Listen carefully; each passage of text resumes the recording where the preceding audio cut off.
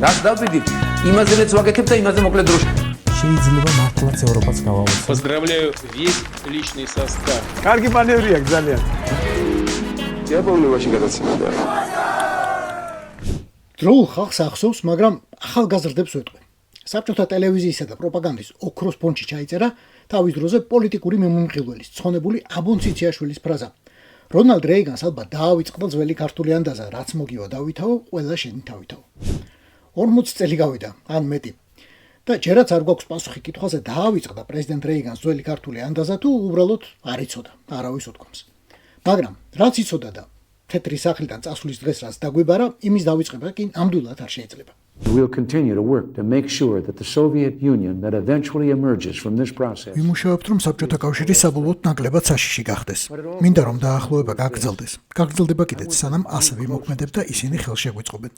როგორც კი ამაზე უარ სიტყვიან, გავაუქმებთ ყველაფერს. ვენდოთ, მაგრამ ბოლომდე არა. სულ ხელებში ვუყურებთ და არ შეგვეშინდეს თუ რამეს არასასურველს დავინახავთ. And don't be afraid to see what you see. გაითვალისწინეთ 1999 წლის გარიჟრაჟია. სამთვეში ჯერ კიდევ საბჭოთა თბილისში 9 აპრილი გათენდება. რეიგანი გამჭრიახობა სამწუხაროდ ადასტურდა. საბჭოთა კავშირი ან რუსეთი ცვლილებების მიმართ იმუნური აღმოჩნდა. სამწლიანი ვითომ დემოკრატიზაციის შემდეგ პირველივე კრიზისს ისევე უპასუხა, როგორც უპასუხებდა ივანე მრისხანე ან ნიკოლოზ პირველი, ლენინი ან ვინმე ხრუშჩოვი.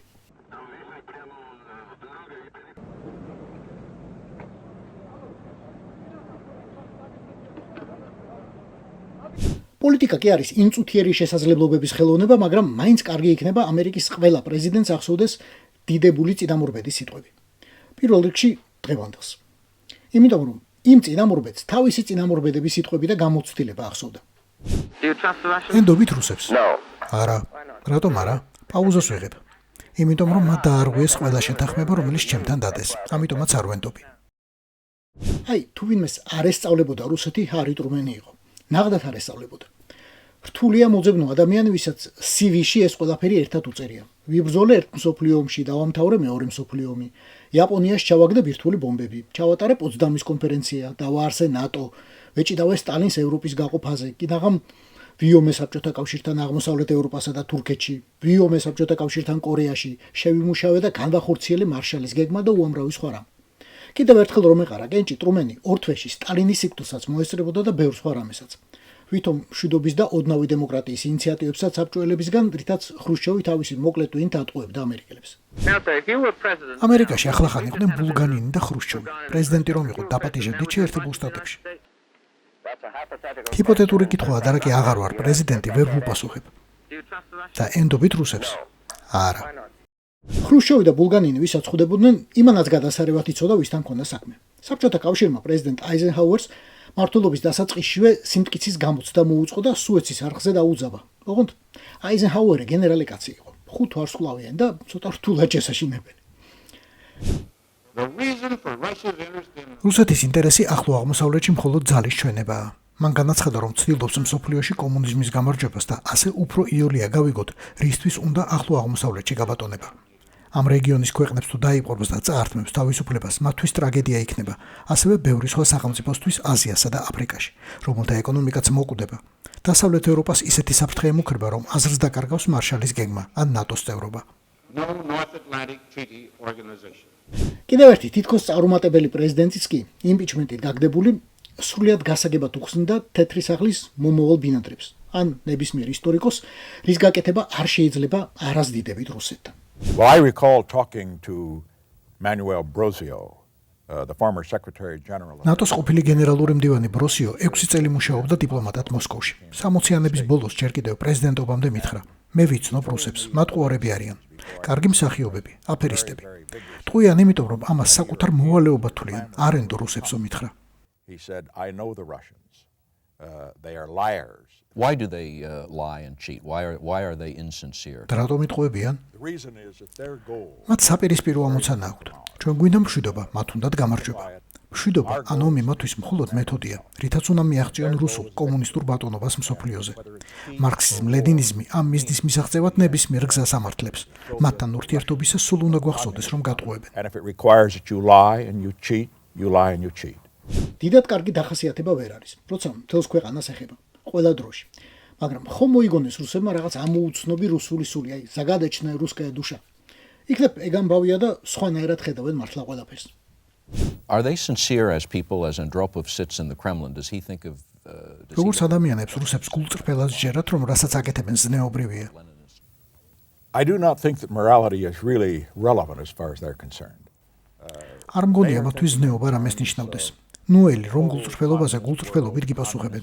მათთან შეთანხმებას მხოლოდ მაშინ შეგიძლია ენდო, როცა ამ პირობის დარღვევისთვის კიდევ უფრო მძიმე ფასს დაუდგენ ვიდრე შესრულებისთვის.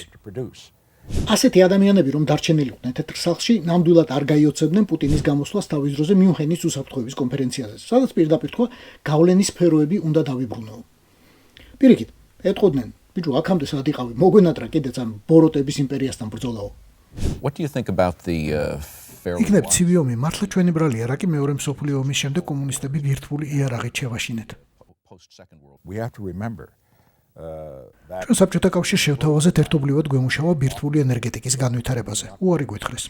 მარშალის გეგმა შევთავაზეთ ყველა ევროპულ ქვეყანას, მაგრამ საბჭოთა კავშირმა არათუ თავად არ მიიღო აღმოსავლეთ ევროპულ სატელიტებსაც უარი ათქმევინა დახმარებაზე. პრეზიდენტმა აიზენჰაუერმა შესთავაზა ღია ცისხელშეკრულება, რომელთაც ჩვენი ქვეყნები ღია იქნებოდნენ ინსპექტირებისთვის და ერთმანეთს ვერ მოუატყუებდით. ამაზეც უარი მივიღეთ. მხოლოდ ამის შემდეგ დაიწყეთ შეკავების პოლიტიკის შემუშავება. უპირატესობას მივაღწიეთ და მხოლოდ ამის ხარჯზე ავიცილეთ თავიდან მესამე მსოფლიო ომი. ევროპა მაშინ ძალიან სუსტი იყო. სულ არსებობდა შანსი, რომ რუსების ფულით მოქმედი რევოლუციური ძალები აიღებდნენ ძალაუფლებას. რუსები ბუნებრივად აგრესიულები არიან. თვითონაც ამბობენ ამას. ბრეჟნევიც იმავეს მეუბნებოდა. დამიჯერეთ, მე ვიცნობ რუსებს. ისინი უნდა დავარწმუნოთ, რომ ამ ომს ვერ მოიგებენ და მხოლოდ ამის შემდეგ შეიქმნება მოლაპარაკების საფუძველი.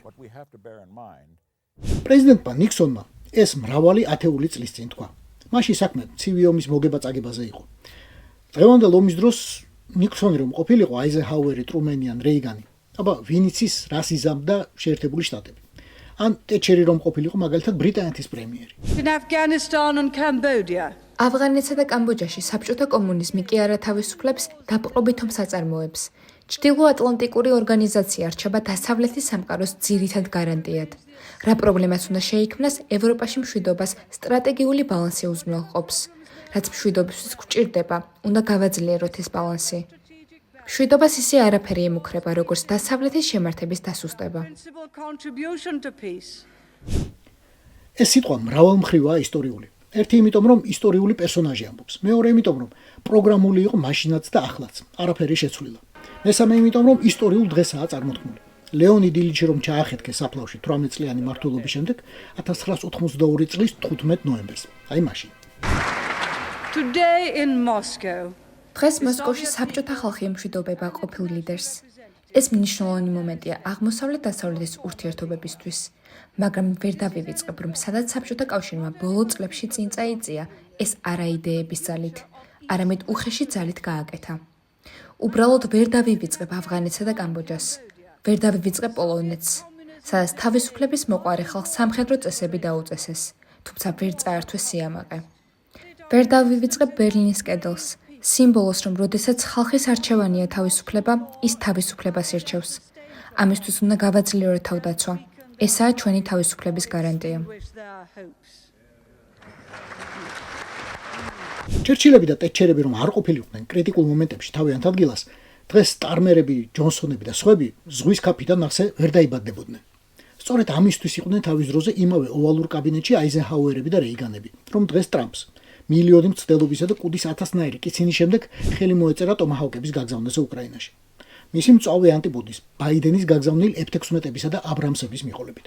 აი, ამას ქვია სტრატეგიული ინტერესი და კაცობრიობის უკეთესი ნაწილის სანუკვარი ოცნება. Make Russia small again. ეს იყო ვაშაგადაცემის სპეციალური გამოშვება. თენგიზ გოგოტიშვილთან. გვახსოვდეს წარსული, რომელიც მომავალიცაა. გვიყურეთ, მოიწონეთ და გამოიწერეთ ყველა პლატფორმაზე. YouTube-ზე, Facebook-ზე, Instagram-სა და TikTok-ზე. რას დავიდით? იმაზე რაც ვაგეთებ და იმაზე მოკლედ დროში. შეიძლება მართლაც ევროპას გავაუწყოთ. Поздравляю весь личный состав. კარგი მანევრია ძალიან. Я помню, очень გადაცემა.